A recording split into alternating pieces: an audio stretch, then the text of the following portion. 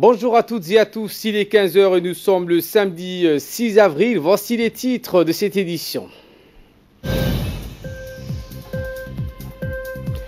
Le 17e Forum économique mondial sur le Moyen-Orient et l'Afrique du Nord s'est ouvert ce matin en Jordanie.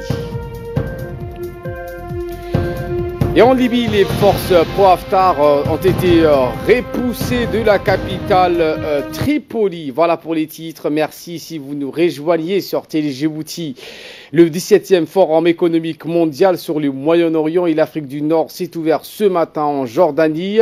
Ce forum va accueillir plus de 1000 dirigeants et gouvernements d'entreprises, de la société civile, des milieux religieux, universitaires du monde entier.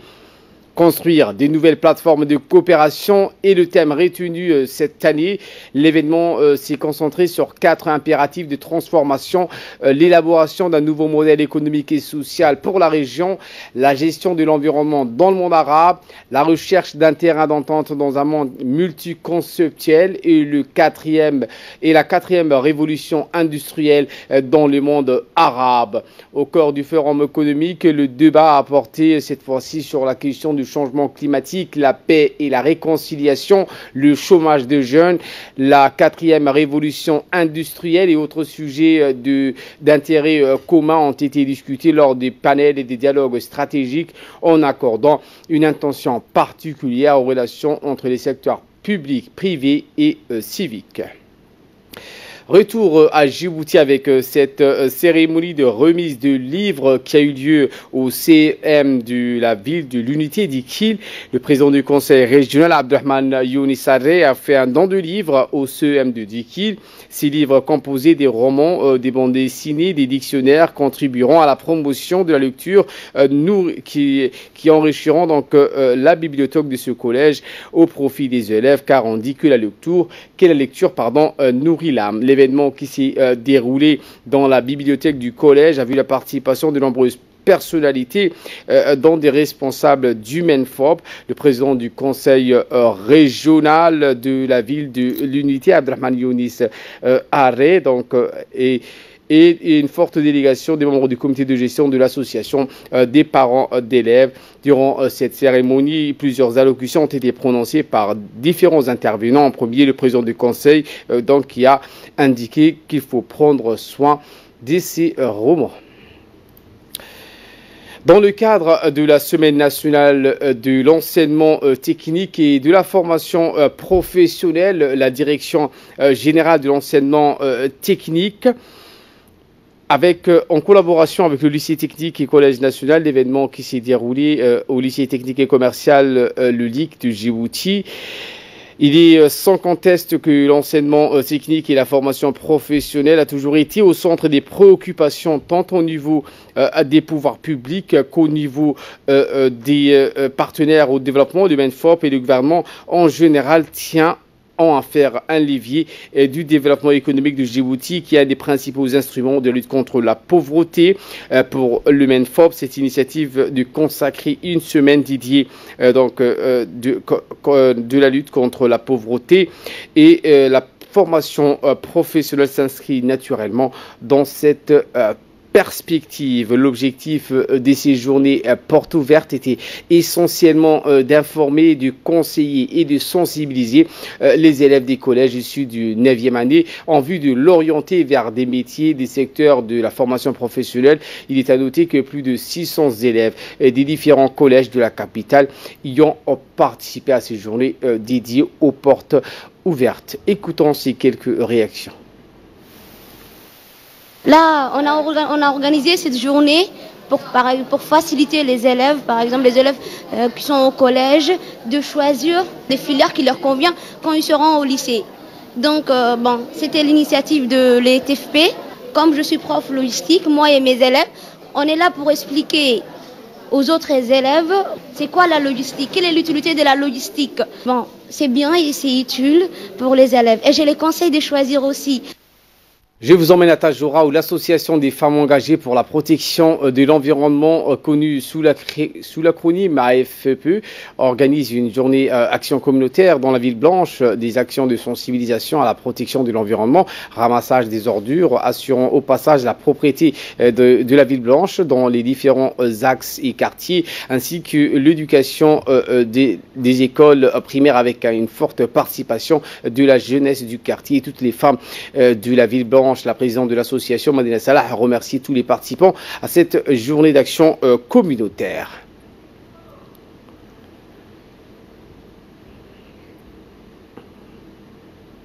Sport à présent, où la Ligue régionale de natation de Djibouti a organisé hier la première journée régionale de natation de Djibouti à la piscine de l'Artillerie.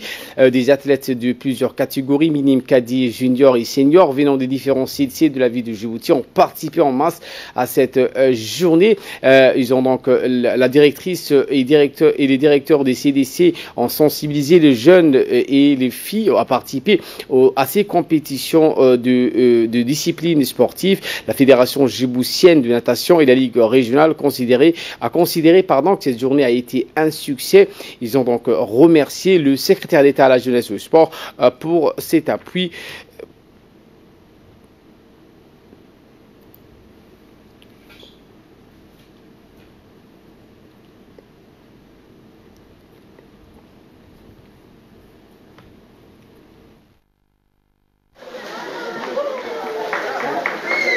Première journée régionale de Djibouti.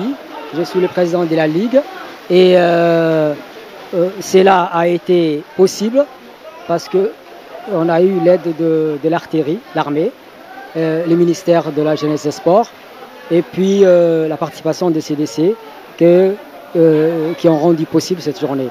Et je remercierai tous ces mondes-là et puis je demanderai aussi au ministère ce que soit à nos côtés aussi pour les activités qu'on va réaliser en fin d'année, comme la natation pour tous et puis toutes les activités qu'on va réaliser.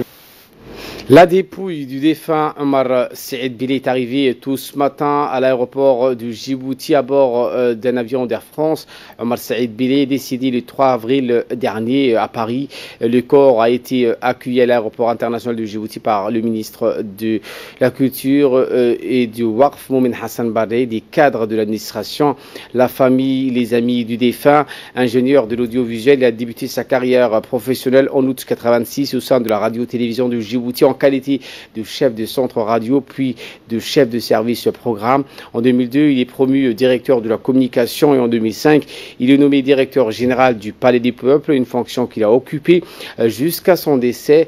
Un homme humble, aimé de tout, il était dévoué pour ses concitoyens. Omar restera pour les hommes et femmes de la presse un monument, que le Tout-Puissant l'accueille dans son paradis. Inna lillahi wa inna ilayhi raji'un. كما يلغى الصوب الابيض من الدنس وادخله في رحمتك واعذه من عذاب القبر ومن فتنه عذاب النار. اللهم ارحمه وارحم والديه ووالد والديه. اللهم ارحمنا وارحم والدينا ووالد والدينا والاموات المسلمين اجمعين. وصلى الله على سيدنا محمد وعلى اله وصحبه وسلم بحق سبحان ربك.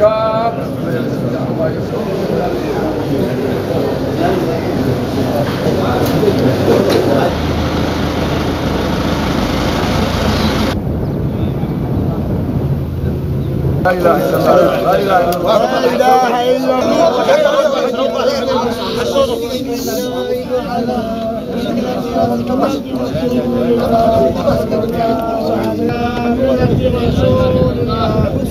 الله عليه وسلم.